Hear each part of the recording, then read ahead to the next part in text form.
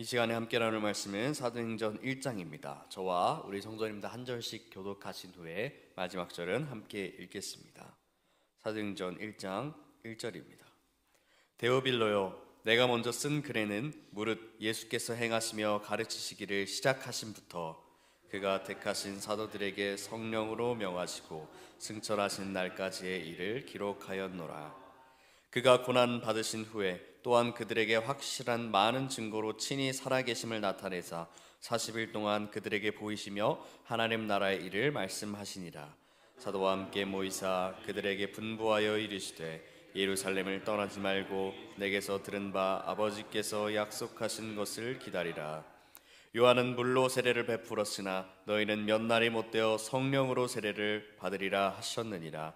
그들이 모였을 때 예수께서 여쭈어 이르되 주께서 이스라엘 나라를 회복하심이 이때니까 하니 이르시되 때와 시기는 아버지께서 자기의 권한에 두셨으니 너희가 알 바 아니요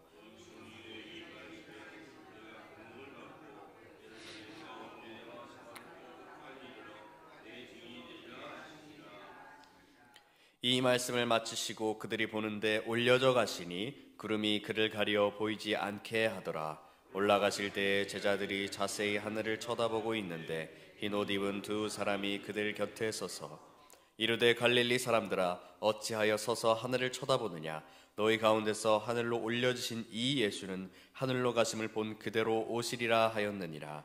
제자들이 감람원이라 하는 산으로부터 예루살렘에 돌아오니 이 산은 예루살렘에서 가까워 안식일에 가기 알맞은 길이라. 들어가 그들이 유하는 다락방으로 올라가니 베드로, 요한, 야고보, 안드레와 빌립, 도마와 바돌로메, 마테와 알페오의 아들 야고보, 셀로신 시몬, 야고보의 아들 유다가 다 거기 있어 여자들과 예수의 어머니 마리아와 예수의 아우들과 더불어 마음을 같이하여 오로지 기도에 힘쓰더라. 모인 무리의 수가 약 120명이나 되더라. 그때 베드로가 그 형제들 가운데 일어서서 이르되 형제들아, 성령이 다윗의 입을 통하여 예수 잡는 자들의 길잡이가 된 유다를 가리켜 미리 말씀하신 성경이 응하였으니 마땅하도다. 이 사람은 본래 우리 수 가운데 참여하여 이 직무의 한 부분을 맡았던 자라. 이 사람이 불의의 삭스로 밭을 사고 후에 몸이 곤두박질하여 해가 터져 창자가 다 흘러나온지라. 이 일이 예루살렘에 사는 모든 사람에게 알려져 그들의 말로는 그 밭을 아겔다마라 하니 이는 피밭이란 뜻이라. 시편에 기록됐을 그의 거처를 황폐하게 하시며 거기 거하는 자가 없게 하소서 하였고 또 일렀을 때 그의 직분을 타인이 취하게 하소서 하였더라. 이러함으로 요한의 세례로부터 우리 가운데서 올려져 가신 날까지 주 예수께서 우리 가운데 출입하실 때에 항상 우리와 함께 다니던 사람 중에 하나를 세워 우리와 더불어 예수께서 부활하심을 증언할 사람이 되게 하여야 하리라 하거늘. 그들이 두 사람을 내세우니 하나는 바사바라고도 하고 별명은 유수도라고 하는 요셉이요 하나는 마띠아라. 그들이 기도하여 이르되 뭇 사람의 마음을 아시는 주여 이 두 사람 중에 누가 주님께 택하신 바 되어 봉사와 및 사도의 직무를 대신할 자인지를 보이시옵소서. 유다는 이 직무를 버리고 제 곳으로 갔나이다 하고 제비 뽑아 마띠아를 얻으니 그가 11사도의 수에 들어가니라. 아멘. 오늘 새벽 저희가 읽은 말씀은 예수님이 부활하신 후의 일과 그 이후에 대한 일을 기록하고 있습니다. 1절부터 11절까지의 내용이 예수님이 부활하시고 그 이후에 제자들과 함께 나누신 이야기들로 기록되어 있고 12절부터 마지막 절 26절까지의 내용은 그 이후에 제자들끼리의 이야기를 다루고 있습니다. 오늘 이 새벽에는 예수님의 마지막 행적을 함께 살펴보며 주님이 주시는 은혜를 함께 나누면 좋겠습니다. 말씀을 살펴보기에 앞서서 사도행전 오늘 처음 들어가는데요. 사도행전은 누가가 기록했다고 알려져 있습니다. 누가는 누가복음을 먼저 썼고 그 이후에 사도행전을 기록한 것으로 보여집니다. 그래서 사도행전은 또 다른 말로 누가행전이라고 부르기도 합니다. 그 이유는 이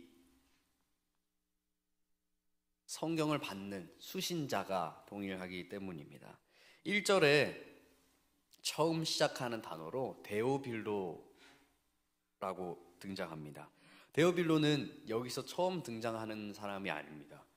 누가복음 1장에서도 등장하고 있는데요. 누가복음에서는 데오빌로 각하라는 호칭까지 붙여서 등장하고 있습니다. 지금 데오빌로가 처음 등장한 말씀을 함께 살펴보면 좋겠는데요. 누가복음 1장 1절부터 4절을 우리 함께 보도록 하겠습니다. 누가복음 1장 1절부터 4절 말씀입니다. 누가복음 1장 1절부터 4절 말씀입니다. 여기 부분을 통해서 누가가 누가복음을 또 사도행전을 어떻게 기록했는지, 그리고 왜 이것을 기록했는지 우리가 알 수 있습니다. 1절부터 4절인데요. 제가 읽겠습니다. 우리 중에 이루어진 사실에 대하여 처음부터 목격자와 말씀에 일꾼된 자들이 전하여 준 그대로 내력을 저술하려고 붓을 든 사람이 많은지라. 그 모든 일을 근원부터 자세히 미루어 살핀 나도 데오빌로 각하에게 차례대로 써보내는 것이 좋은 줄 알았노니 이는 각하가 알고 있는 바를 더 확실하게 하려 함이니라 라고 이야기하고 있습니다. 함께 본 1절부터 4절까지의 말씀을 통해서 누가가 예수님의 탄생 전부터 또 부활 후까지의 내용을 자세하고 또 이루어진 사실 그대로 기록하려는 것을 알 수 있습니다. 이렇게 자세하고 정확하게 기술하려는 이유는 데오빌로가 알고 있는 것을 더 확실하게 하기 위해서라고 말씀에 기록하고 있습니다. 누가는 이러한 목적을 가지고 누가복음을 기록했고 누가복음에 이은 두 번째 책으로서 사도행전을 펼쳐가고 있는 것입니다. 이러한 목적을 가진 누가가 가장 처음으로 사도행전을 기록한 것은 부활하신 예수님에 대한 이야기입니다. 누가복음의 마지막 장에서 기록하고 있는 것도 예수님이 부활하신 후에 제자들과 함께 계시다가 하늘로 올려지신 장면을 기록하고 있습니다. 그런데 오늘 읽은 사도행전 1장도 그와 동일한 이야기로 시작하고 있는 것입니다. 앞서 말씀드렸다시피 누가는 누가복음과 사도행전을 기록한 이유로 데오빌로가 알고 있는 것을 더 확실하게 해주기 위함으로 기록했다고 했습니다.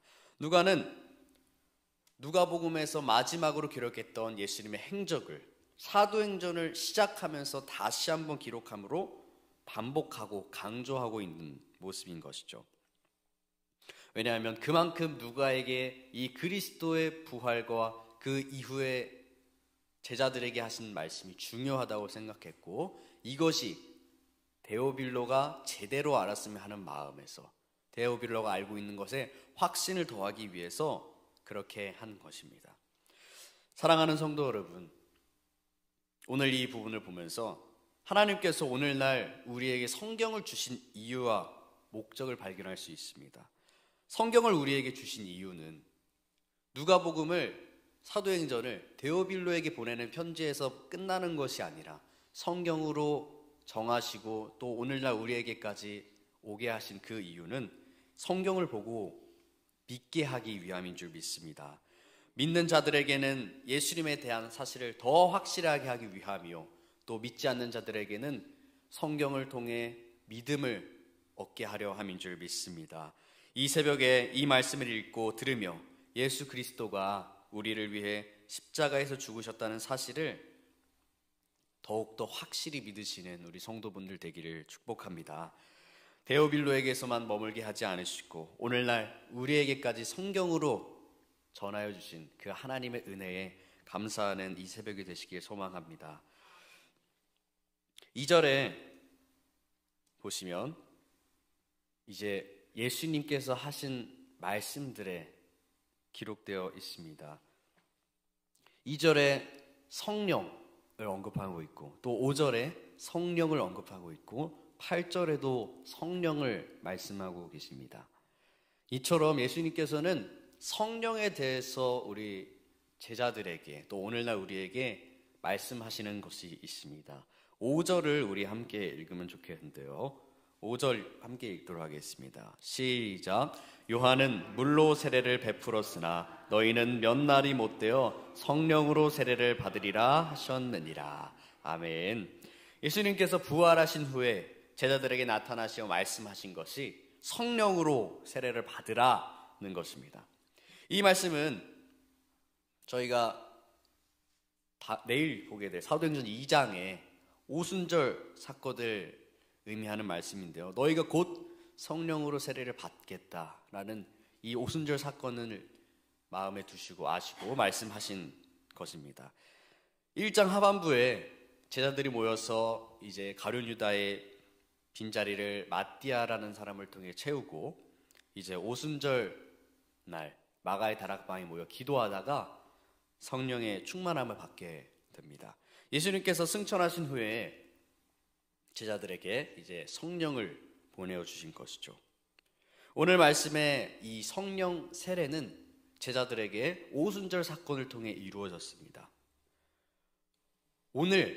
오늘날 예수 그리스도를 믿는 우리들에게 이 성령 세례는 우리에게 이미 이루어진 일입니다. 성령으로 세례를 받는다는 것은 예수 그리스도를 마음으로 믿을 때 성령께서 우리 안에 들어오셔서 내주하시는 것이기 때문입니다. 그렇게 오늘날 예수 그리스도를 믿는 우리들은 이미 성령으로 세례 받은 자들인 것입니다. 사랑하는 성도 여러분, 지금 이 자리에 계신 모든 분들 마음 가운데 성령님이 내주하고 계심을 믿으시기 바랍니다. 예수 그리스도를 믿는 저희는 모두 다 성령으로 세례를 받은 사람들이라고 오늘 말씀에 이야기하고 있는 것입니다. 이렇게 성령으로 세례를 받은 자들에게 주어지는 것이 있습니다. 8절인데요. 제가 읽도록 하겠습니다. 오직 성령이 너희에게 임하시면 너희가 권능을 받고 예루살렘과 온 유대와 사마리아와 땅 끝까지 이르러 내 증인이 되리라 하시니라. 아멘. 성령으로 세례를 받은 사람, 즉 성령이 임한 사람에게 주어지는 것이 있는데 8절에 그것은 권능이라고 이야기하고 있습니다. 권능. 여기서 말하는 권능은 어떠한 권위 있는 사람에 의해서 주어지는 것이 아니라 하나님으로부터 주어지는 권능을 의미합니다. 이 권능을 받은 자들은 이제 예수님이 하시던 일을 하게 되는 그 능력을 받게 되는 것이죠. 그러면 생각해 봐야 될 것이 있습니다. 예수님이 하시던 일은 무엇인가? 예수님이 이 땅에서 하시던 일은 무엇인가에 대해서 한번 생각해 보면 좋을 것 같습니다. 예수님이 이 땅에 오셔서 하신 일들은 많이 있습니다. 그러나 가장 중요한 하나의 목적을 가지고 예수님께서 이 땅에 오셨음을 우리는 알고 있죠. 예수님이 이 땅에 오신 이유는 병 고친 자들을 고쳐주시기 위함도 아니고 또 소외된 자들을 챙겨주시기 위함도 아니고 5,000명을 넘는 사람들을 먹이기 위함도 아니셨습니다. 예수님께서 이 땅에 오신 그 한 가지 이유는 하나님 나라를 전하시기 위해서 오셨습니다. 하나님의 나라를 전하면서 그 전하는 수단으로서 기적과 놀라운 일들을 행하신 것이지 이 일들을 위하여 오신 것이 아닌 겁니다. 예수님께서 이 땅에 오신 이유는 하나님 말씀에 순종하여 하나님의 나라를 이 땅에 전파하시고 곧 오게 될 하나님의 나라에 하나님의 백성들을 초대하시기 위함이었습니다. 즉 예수님이 하시던 일은 하나님의 나라를 증언하는 일이셨던 것입니다. 그러면 이어지는 말씀에서 우리가 어떤 일에 증인이 되어야 하는지를 분명하게 알 수 있는 것입니다. 예루살렘과 온 유대와 사마리아 땅끝까지 이르러 내 증인이 되리라 하신 여기서 말하는 내 증인, 이것은 내가 하는 일을 이어서 하는 사람이 되라 라는 말씀인 것이죠. 이 말씀은 예수님 당시의 제자들에게 하신 말씀이고 오늘날 그리스도인 된 우리들에게 하시는 말씀입니다. 저희가 다 알고 있다시피 제자들은 이후에 성령을 받아 하나님의 나라를 전파하는 증인이 되어 살아갑니다. 하나님의 나라를 전하다가 매맞고 감옥에 갇히며 죽음이 눈앞을 가릴지라도 하나님 나라의 증인됨을 결코 숙이지 않았습니다. 왜냐하면 이들 마음 가운데 성령을 통해 받은 권능이 있었기 때문입니다. 사랑하는 성도 여러분, 성령으로 세례를 받은 자들은 복음의 증인으로 살도록 하나님께서 권능을 더하시는 줄 믿으시기 바랍니다. 그러나 현대사회에서 복음의 증인으로 산다는 것은 쉽지 않습니다. 오늘날의 사회적 분위기도 기독교에 대해서 좋지 않은 시선으로 많이 보고 있고, 전도하는 것에 있어서 부정적인 시선들이 많이 있습니다. 또 사회에서, 회사에서 내가 예수님을 믿는 사람이라는 것을 드러내면 그에 따른 편견의 시선과 또 행동의 제약들이 따라올 때도 있습니다. 그래서 교회 다니는 것을 알리기를 꺼려하기도 하고 전도하지 않는 성도분들도 더러 있습니다. 그러나 오늘 말씀에 나는 성령으로 세례를 받은 사람입니다. 나는 예수를 믿음으로 성령의 권능을 받은 사람입니다. 나는 내 마음에 성령이 내주하시는 사람입니다. 나는 내 안에 계시는 성령님께서 주시는 권능을 따라 예수의 증인, 복음의 증인으로 살아가야 하는 사람들입니다. 찬양 중에 성령이 오셨네 라는 찬양이 있습니다. 허무한 시절 지날 때, 깊은 한숨 내쉴 때 그런 풍경 보시며 탄식하는 분 있네. 그와 같이 너희를 버려두지 않으리, 내가 너희와 영원히 함께하리라 라는 가사가 있죠. 저희가 많이 부르고 또 유명한 찬양입니다. 제가 말씀을 준비하는 중에 이 찬양을 부르게 되었는데요, 방금 읽어드린 이 1절의 가사가 너무나도 은혜가 되었습니다. 아, 그렇지, 나를 버려두시지 않는 분이시는구나. 내 안에 성령님께서 언제나 영원히 함께 하시는구나.